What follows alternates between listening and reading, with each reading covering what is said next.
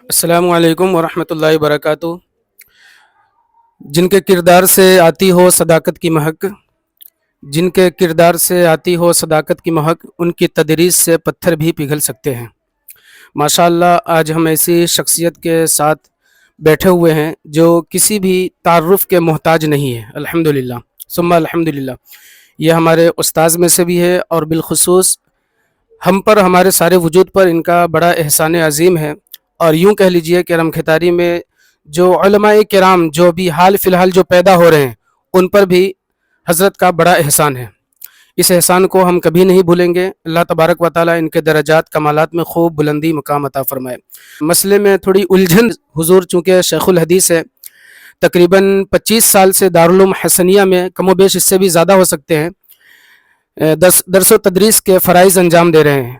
اور الحمدللہ حضرت کو بڑی بڑی دور تک لوگ جانتے پہچانتے ہیں۔ حضرت کسی بھی تعارف کے محتاج نہیں ہے، بڑے صبر و تحمل کے خوگر ہے اور مختلف صلاحیتوں کے جامع اور روشن دماغ ہے۔ حضرت کو ساری دنیا فقیہ العصر، ممتاز العلماء، استاذ العلماء، شیخ کامل، شیخ الحدیث حضرت علامہ مولانا مفتی گلزار اشرف صدیقی کے نام سے جانتی اور پہچانتی ہے۔ ماشاءاللہ حضرت چونکہ سفر بغداد کے لیے جا رہے ہیں تو حضرت سے ملاقات کی غرض سے آیا تھا، لیکن پھر دماغ میں جو الجھنیں تھی، میں نے سوچا کہ آج حضرت سے ملاقات ہو گئی ہے تو کیوں نہ میں اس الجھن کو دور کر لوں۔ ماشاءاللہ ہمارے سامنے حضور مفتی گلزار اشرف صدیقی صاحب ہیں۔ میں ان سے صرف ایک سوال کروں گا اور جن کا مختصر ہی جواب لینا چاہوں گا، اگر حضرت اجازت ہو تو میں آپ سے۔ جی ماشاءاللہ حضرت، جب ہم کتابوں میں پڑھتے ہیں تو دو طرح کی حدیث ہمیں ملتی ہے کہ کل قیامت کے دن سب سے پہلے رب تبارک و تعالی نماز کے تعلق سے سوال کرے گا، اور پھر دوسری حدیث ہم یہ بھی پڑھتے ہیں کہ سب سے پہلے اللہ تبارک و تعالی خون کرنے والے یعنی قاتل سے اللہ تبارک و تعالی حساب لے گا۔ تو اب کیا صحیح ہے، اس پر رہنمائی فرمائے۔ دیکھیے، اس طرح کی جو بھی حدیثیں ہو تو تعارض کا، اس حدیث کا اس طرح سے دفع کیا جاتا ہے، تعارض کو اس طرح تطبیق دی جاتی ہے کہ قیامت کے دن سب سے پہلے حقوق اللہ جو ہے، اس میں سب سے پہلے نماز کا حساب ہوگا، حقوق اللہ۔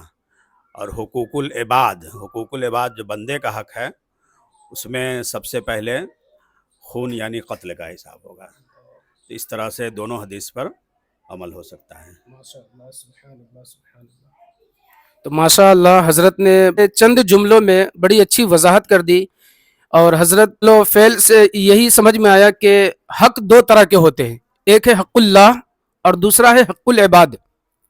حق اللہ یعنی جیسے نماز، روزہ، حج، زکوٰۃ وغیرہ وغیرہ، یہ اللہ تبارک و تعالیٰ کا حق ہے کہ اس کو ہم وقت پر ادا کریں۔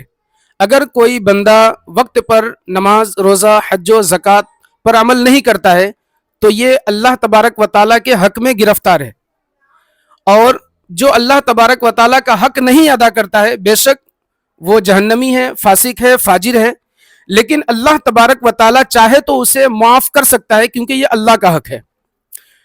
اور کوئی چھوٹی موٹی عمل اللہ تبارک و تعالیٰ کو پسند آ جائے تو امید ہے کہ اللہ تبارک و تعالیٰ ہماری تمام گناہوں کو معاف فرما دے گا، کیونکہ جیسے بزرگوں کا قول ہے کہ رحمت خدا بہانہ می جوید، کہ اللہ تبارک و تعالیٰ کی رحمت بہانہ تلاش کرتی ہے۔ تو شاید کوئی ہماری چھوٹی نیکی اللہ کو پسند آ جائے اور ہمارے بڑے بڑے گناہوں کو معاف فرما دے، جو اللہ کا حق ہے، جو اللہ کا حق ہم نے ادا نہیں کیا ہو۔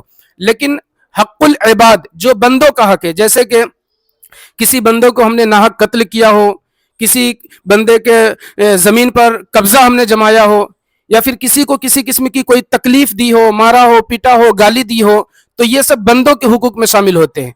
اسی طرح ماں باپ کے بھی حقوق ہے کہ ماں باپ کے حق کو ہم نے ادا نہ کیا ہو، بیوی بچوں کے حقوق کو ہم نے ادا نہ کیا ہو، تو یہ سب حق العباد میں سے ہے۔ تو یعنی حق العباد میں یعنی یہ بندے جب تک ہمیں معاف نہیں کریں گے تو اللہ تبارک و تعالیٰ بھی ہمیں معاف نہیں کرائے گا. ماشاءاللہ حضرت آپ نے بڑی اچھی بات کہی کہ حق اللہ کہ اللہ تبارک و تعالیٰ کا جو حق ہے اس کے مطابق پہلے اللہ تبارک و تعالیٰ بروز حشر سے سوال کرے گا, اور پھر جو بندوں کے تعلق سے ہوگا اس کا پہلا سوال قتل کے تعلق سے ہوگا کہ تم نے فلاں بندے کو قتل کیوں کیا وغیرہ وغیرہ. حضرت ہم آپ کے بڑے احسان مند ہیں کہ آپ ہماری چینل کے زینت بنے. اللہ تبارک و تعالیٰ آپ کو مزید عروج و کامیابی و کامرانی عطا فرمائے, اور آپ کے سایہ عطفت سے ہم تمام شاگردوں کو اللہ تبارک و تعالیٰ دین و دنیا میں خوب کامیابی و برکتیں عطا فرمائے. السلام علیکم ورحمۃ اللہ وبرکاتہ.